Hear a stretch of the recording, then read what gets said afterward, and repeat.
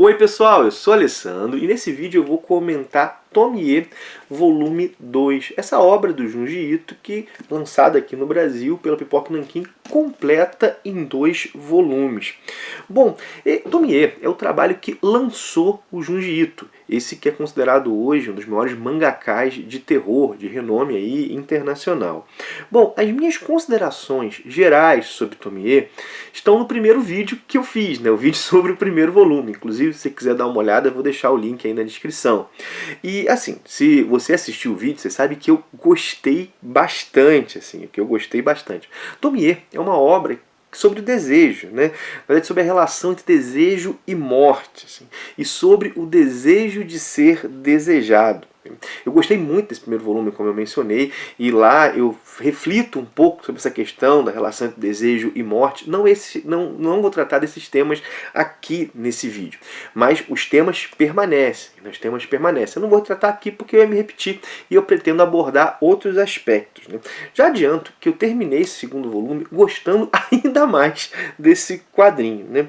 Vale dizer que, embora esse seja o último volume, vou mostrar um pouco os desenhos para vocês, Tomie não tem propriamente um final, assim, porque nós temos várias histórias curtas, né, sobre essa mulher jovem, linda, que desperta um desejo arrebatador nos homens, desejo que parece levar os homens até a compulsão de matá-la, e ela sempre retorna, né, ela destrói aqueles que a desejam e aqueles que a mataram, né, são várias histórias curtas, assim, várias histórias curtas, e ao fim nós temos mais uma história que inclusive poderia ter a cara de final, assim, mas assim, eu vou dizer que eu achei bem interessante não ter final, porque ao não ter final, o que o Junji Ito passa para nós é a sensação de perpetuidade do mal. Ou seja, né, a Tomie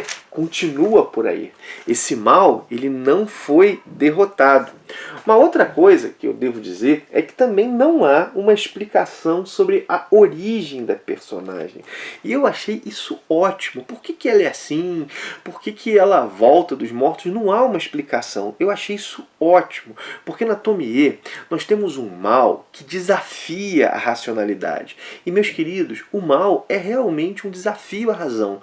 Ele acaba não cabendo na razão. Se a gente for pegar a história da filosofia, né, talvez a primeira grande tentativa de explicar o mal foi reduzi-lo à ignorância.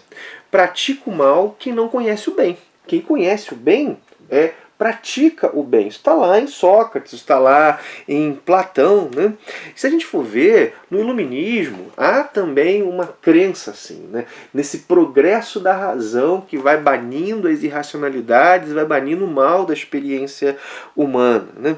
Acontece assim que esse tipo de explicação que reduz o mal a uma dinâmica cognitiva, né, a dinâmica do conhecimento, ela é constantemente desafiada. Ela é desafiada pela história, por exemplo. Nós vemos, sei lá, nazistas que eram homens muito cultos, né, que possuíam um cultivo de si enorme e que aderiram a um sistema que fez algo bárbaro, algo terrível, né? Até falar bárbaro talvez não seja nem a melhor coisa, assim, né? Algo muito cruel, algo que, sei lá, que levou à morte e à maldade à escala industrial. Mas não precisa ir para esses casos, não. Na nossa própria experiência individual, nós somos desafiados por isso. Essa ideia de conhecer o bem e praticar o bem, ela parece nos desafiar. Enfim, né? Tomie é um quadrinho, né, que coloca o mal não na ordem do cognitivo, mas o mal na ordem do desejo, né? O mal na ordem do desejo. E é um mal que não se deixa explicar. Por isso que a origem dela não é contada, né? Ele desafia essa própria razão. Então isso está tudo aqui, né? E é impressionante assim, como é que o Junji Ito, a partir dessa ideia da menina, né, que volta sempre, porque o desejo de outros faz com que a matem, né? Como é que ele não se repete, assim? Na verdade, eu acho que ele vai melhorando no decorrer dos contos, assim. Tem conta situações que são muito distintas. Aqui, inclusive, há uma história na qual a Tomie ela seduz uma criança. Assim. Até então não havia isso, né? Mas aqui ela seduz uma criança. Ela havia tido casos com adolescentes, mas ela tem um pouco esse perfil de ser adolescente, né? Mas aqui nós vemos essa dimensão do abuso, da destruição da inocência, embora, é claro, não é mostrado nenhuma relação sexual propriamente dita, né? Mas o garoto ele tem a sua personalidade, a sua família destruída. O máximo que ela dá é um beijo, e inclusive é nesse garoto, né? Acho que o Junji Ito quis mostrar essa dimensão de violência e de abuso ao mostrá-la beijando, né? Nós praticamente não vemos a Tomie beijando ninguém. Isso não tem na maioria das histórias. E esse, inclusive, é um ponto importante, né? Porque em boa parte das histórias, no quadrinho como um todo, no segundo, no primeiro volume, há muita tensão sexual, mas não há propriamente a realização da cópula. Nós não vemos isso aqui. Em nenhum momento, pelo menos pelo que eu estou lembrando, né? Ela tendo uma relação sexual com alguém. Não há isso, né? O que nós temos aqui é o desejo não realizado. Essa realização desse desejo sexual, vamos lá, que assume uma dimensão de pulsão de morte, né? É na morte, no esquartejamento da Tomie, feito por aqueles que a desejam. Assim, né? Isso é bem mostrado. Né?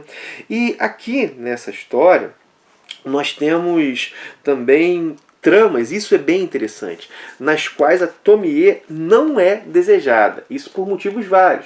Há, por exemplo, um cara que é feio comparado com os irmãos.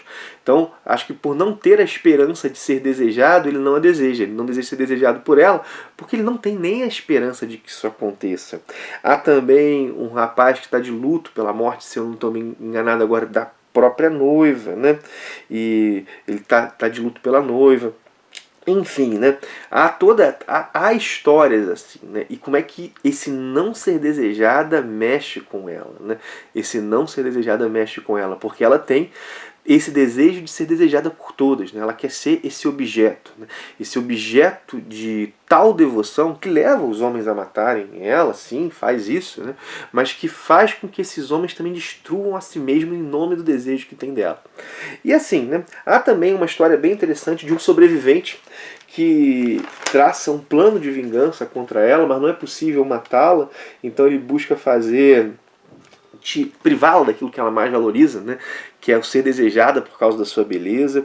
E é interessante aqui, né? Porque esse desejo de ser a mais desejada, né? Esse desejo de ser a mais desejada, coloca a Tomie ela em confronto, né? Em rivalidade com ela mesma. Por quê? Porque quando, sei lá, um pedaço dela é cortado, de cada pedaço nasce uma nova Tomie. Isso está em outras histórias, não está só nesse segundo volume.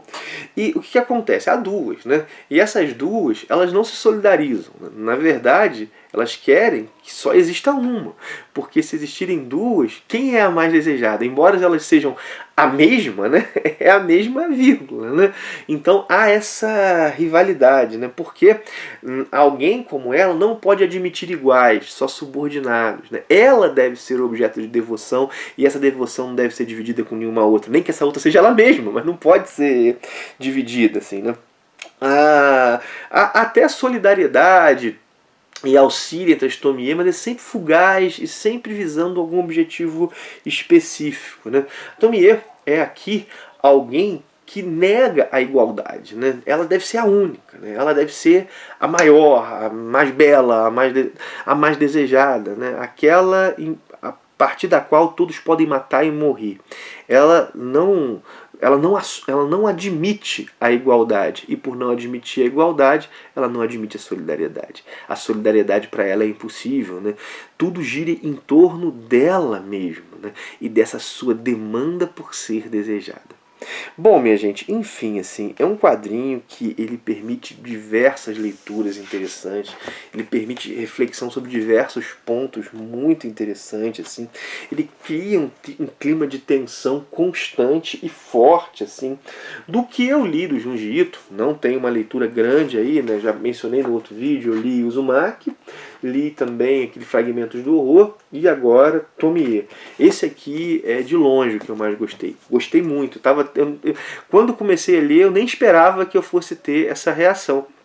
Mas é um quadrinho que, como eu disse, gerou uma tensão, me fez pensar e me fez pensar em algumas coisas, né? É um terror que ele tem esse senso de mistério que desafia, te coloca questões. Curti bastante. Enfim, né, minha gente? Tá aí o meu olhar sobre Tomie, essa obra do Pipoca, lançada do Junji Ito, lançada aqui no Brasil pelo Pipoca Nankin.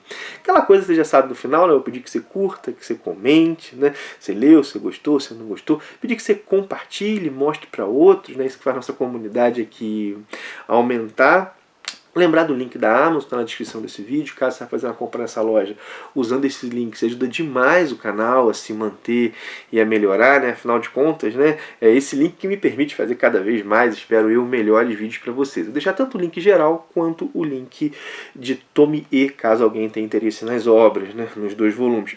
E vou deixar também o link para os outros quadrinhos do Pipoca e Nankin, caso alguém tenha interesse.